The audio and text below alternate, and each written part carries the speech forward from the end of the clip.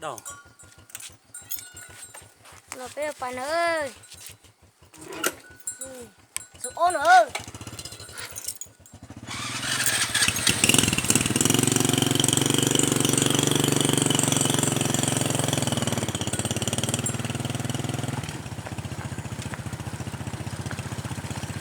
Bên bắt đầu là một thế thôi.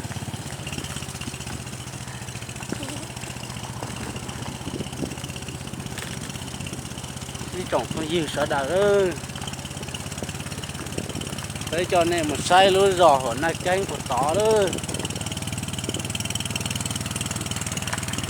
Cho cả lợi tỷ đây trong tí mà.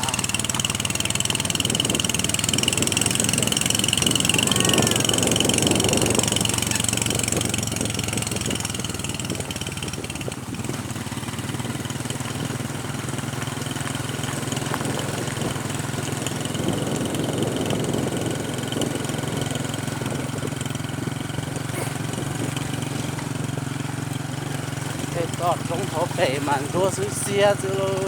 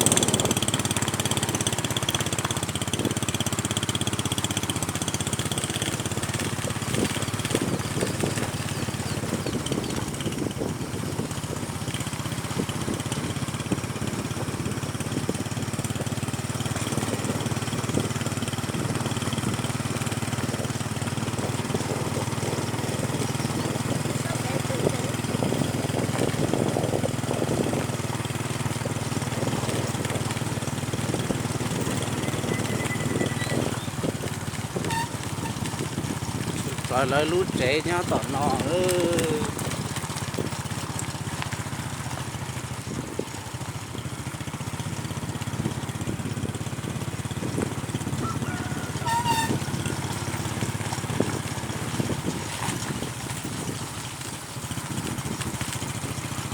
Trò là chỉ giò thế mà. Trò là một cái đá nó cũng còn đá.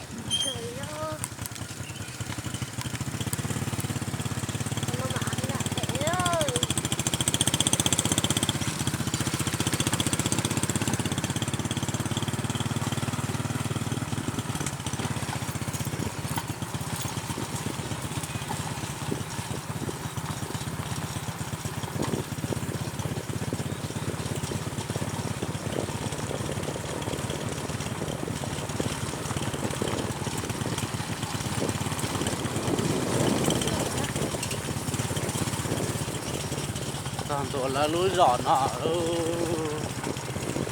như thấy máy số thì có khó kế nhá. Nó đã to nhá. Nó còn một cái khó sống mà.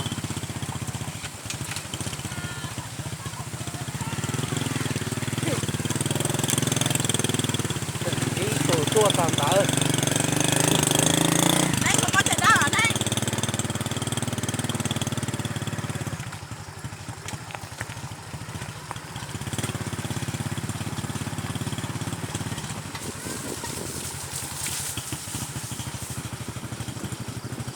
Cho tiền ra lại cho kế ra.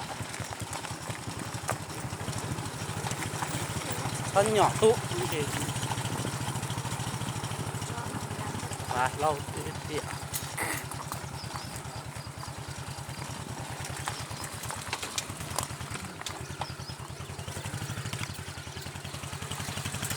đây nó cũng đặt thế luôn Bịa cả đi ơi.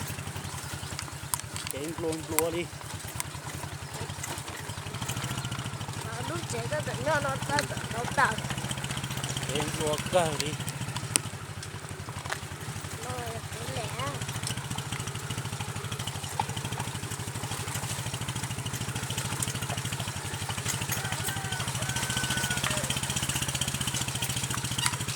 Rồi có cái là dàn đồ chế luôn thằng á.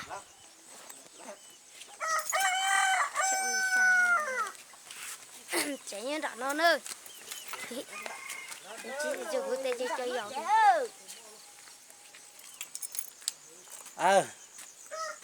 hai lù đấy hai lù đó nó Ê, những ai chia nó mỏ ha con nó mỏ chi nó mà bạo.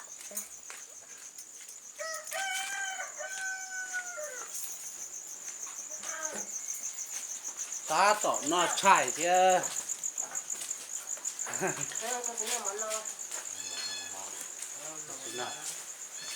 nó chỉ có chảy ở pi nó chỉ có chảy ơi Nè, nó. ô nó râu nó gai nó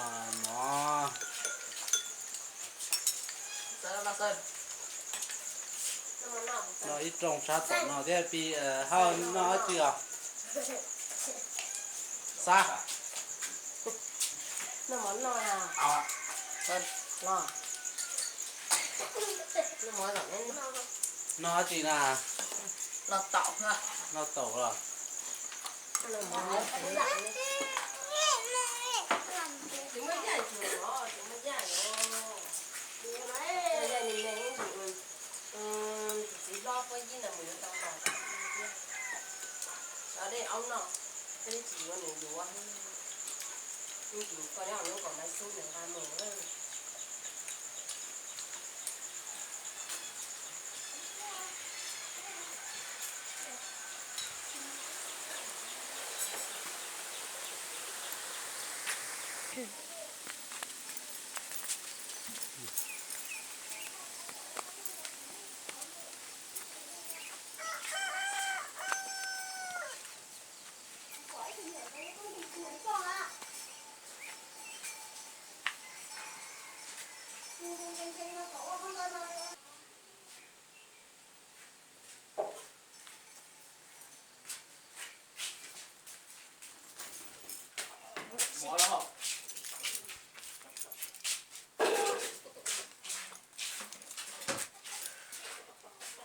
hai cháu nó mà chú chi chứ cho mó trâu lên